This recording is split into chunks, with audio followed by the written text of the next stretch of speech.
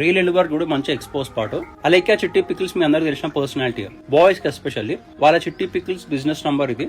ఆ business number ఒక customer message పెట్టిండు, ఐ వాంట్ పికిల్స్ అని.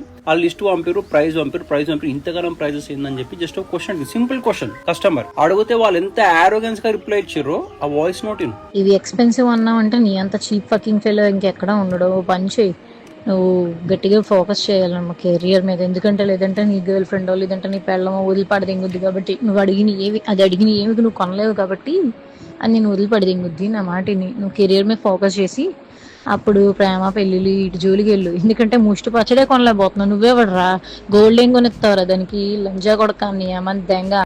ఇది విన్నాక నాకు ఒకటే అర్థమైంది, నీకు బాగా మదం ఎక్కిందిరా గోవర్ధన. విషయం ఏంటంటే ఏ బిజినెస్ నువ్వు రన్ చేస్తున్నా సరే, online or offline, blind rule ఏంటంటే కస్టమర్ ఇస్ ఎ కింగ్. అదొకటే కాదు, ఆయన కస్టమర్ కాకముందు నీ ఫాలోవర్ కూడా. And followers are more like family or friend. నువ్వు ఒక కస్టమర్ కమ్ ఫ్రెండ్ ని పట్టుకొని ఇంజా కొడక అని ఎట్లా అంటావు?